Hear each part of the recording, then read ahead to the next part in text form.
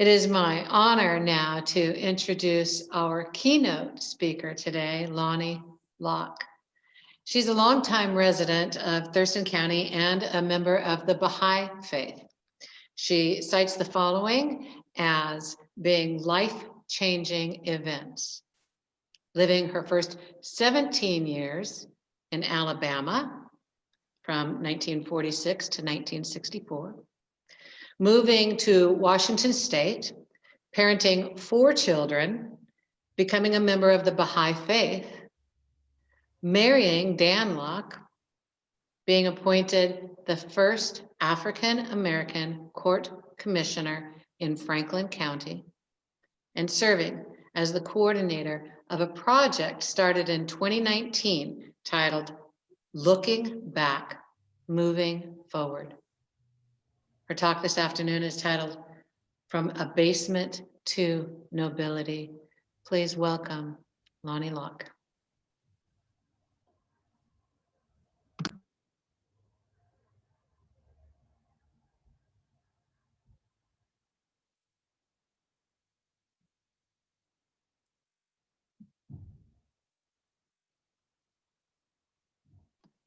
Hey, Lonnie, you're on. Thank you. Just waiting for that. This is an honor to be here and to be with you, dear friends, and to be introduced by Reverend Terry. She asked me to call her that a long time ago when we first met, so I'm stuck with that, Reverend Terry.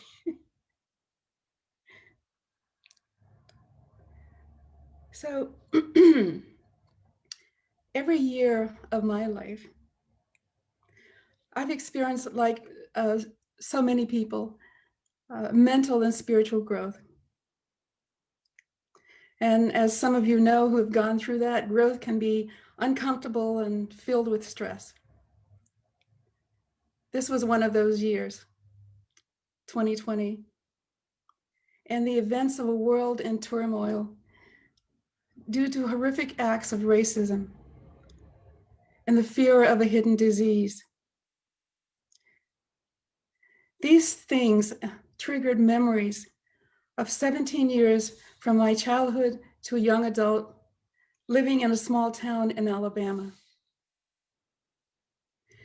As I was forced to look back on what I thought were forgotten things, I realized how much I had internalized that being Black to me meant that I was inferior. And I guess I should warn you, some of the things that I'm about to say may offend some people, and I apologize in advance for that.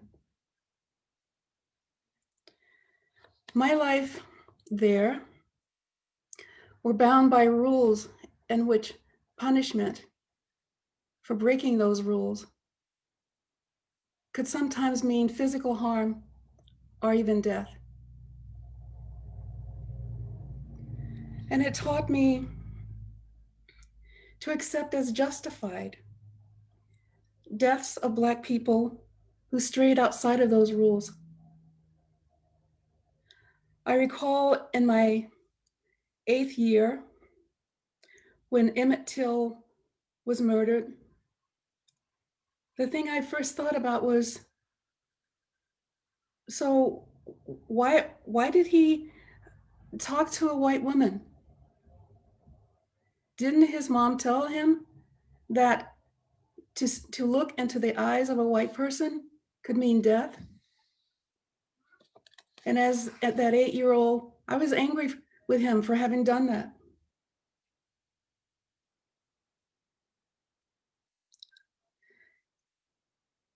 And now I'm going to recall a deeply personal experience that further deepened those internalized thoughts. Again, please accept my thoughts because, and my telling of this, because it was, it's a very graphic image. While walking through a white neighborhood, I was 10 years old at the time, a group of young white men decided that they would sick their dogs on me. And when the dogs began, one dog particularly began biting me, the other dogs surrounded me and kept moving in closer. I was paralyzed with fear. I could hear the laughter of the men in the background. I don't know how long that went on, but seemingly out of nowhere came a man with a stick and ran the dogs off. He said something to me, but I don't recall what it was he said. And as I was walking home with blood dripping down my legs, I felt totally worthless. And I knew there was nothing that my parents could do about what happened, and that there would be no justice. It was at that time I made up my mind that I had to leave Alabama, that I could not spend all my life there, but I was only 8. And so there were many summers went by, and many murders. 4 young girls in Birmingham killed in a bombing.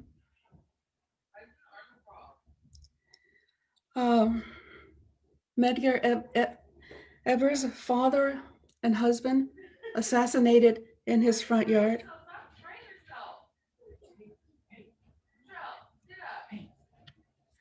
Cheney, Goodman, and Schroeder, civil rights activists in Mississippi.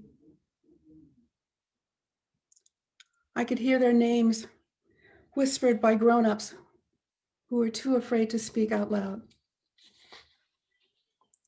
Finally, I graduated from high school in that small town, moved to Washington State, and at the time that I moved here, in the small town that I moved to in Pasco, African Americans there were protesting. And I could not understand why they were protesting, because they were able to shop in the same stores as whites, eat in the same restaurant, did not have to go through separate doors or drink from water fountains labeled white and colored, and did not fear for their lives. So I could not understand why they were protesting. This was the place that I had come for refuge from all of those things.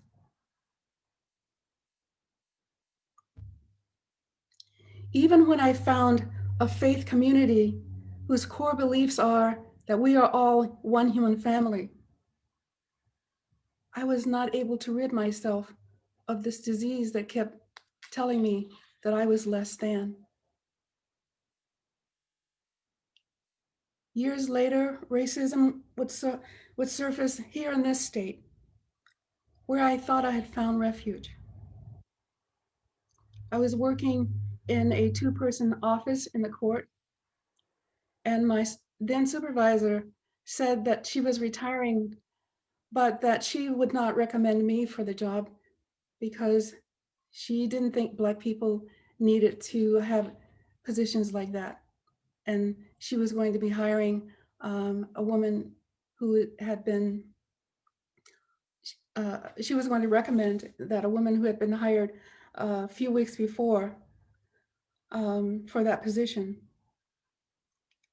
But by then I knew that I could speak out, that I could say, no, I'm not going to run away. I'm not going to leave. I'm going to take my chances with our boss and see what happens. And so he decided to hire me, but he chose not to give me the supervising authority that came with that position. A few years later,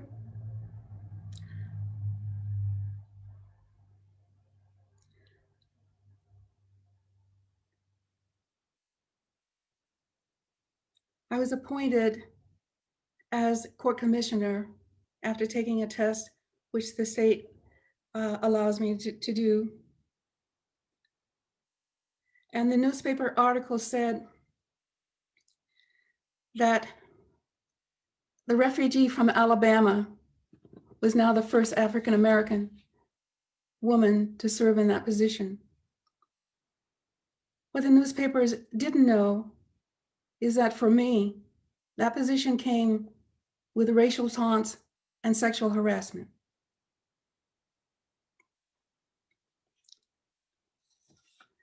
Fast forward to 2019 and a meeting to dialogue on racial unity. A friend of mine handed me a tattered envelope, and she said, "I heard you mention growing up in Alabama. Perhaps what is in this envelope will have meaning for you. My now deceased husband in 1965 participated in the Selma to Montgomery March for voting rights. And these are memoirs from that event. In that envelope, I found handwritten notes and papers, not only from her husband, but two others. The two other contributing writers was a white parishioner from California and a 13-year-old African-American girl, Selma native. My friend's husband had stayed in the home of her family. I wanted to share this information with others and set about to do that with the help of a friend. We decided to use these memoirs to promote racial dialogue in Thurston County. We were able to secure a small grant and set about to do that. And of course, the grant happened in January of 2020. By April, all of our plans for meeting face-to-face with others, of course, as you know, did not happen. But we decided that we could use Zoom as a way to do that. And we set about making plans, putting those plans in that way. But something surfaced for me that was extremely surprising. I could plan all of these things, but I could not be in the limelight. And those were my own fears, because those feelings of inferiority surfaced again, because I would say to myself, stay out of the limelight. People will think you're stupid.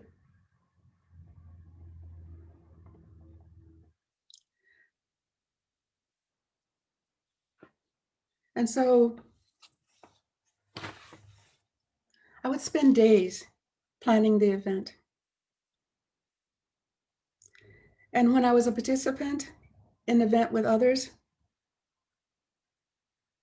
anytime I said anything or participated like other people, I would spend days in depression,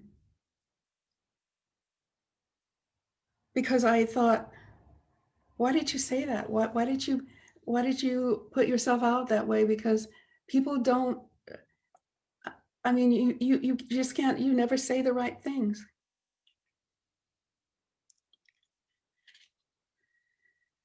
And it's taken me until now.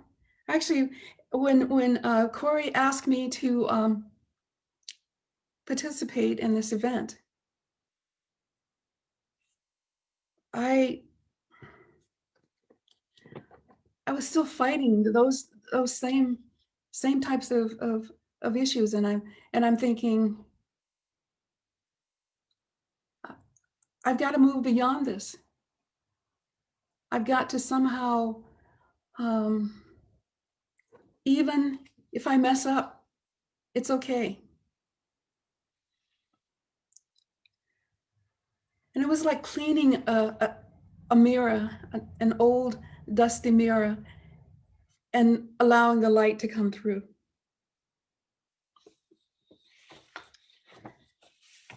And I had discovered, I mean, it's such a breakthrough for me. And then I remembered a quote from my own faith community. And it said, "Noble have I created thee. Why does I bring thyself down to abasement?" And then I finally began to understand that nobility was not to be granted to me by other humans. That nobility came from God. It came from the God who created me. So you're looking at someone who is chipping away at all of those things that I learned my first 17 years in Alabama. And I know this is just the beginning. And I know this road that I'm traveling is a long and stormy one. I'd like to read that entire quote from the Baha'i sacred text. It says, "I have created thee rich. Why dost thou bring thyself down to poverty? Noble, I made thee. Wherewith dost thou abase thyself? Out of the essence of knowledge, I gave thee being. Why seeketh enlightenment from anyone beside me? Out of the clay of love I molded thee. How dost thou busy thyself with another? Turn thy sight unto thyself, that thou mayest find me standing within thee, mighty, powerful, and self-subsisting." Thank you for letting me share my journey from abasement to nobility, my dear brothers and sisters.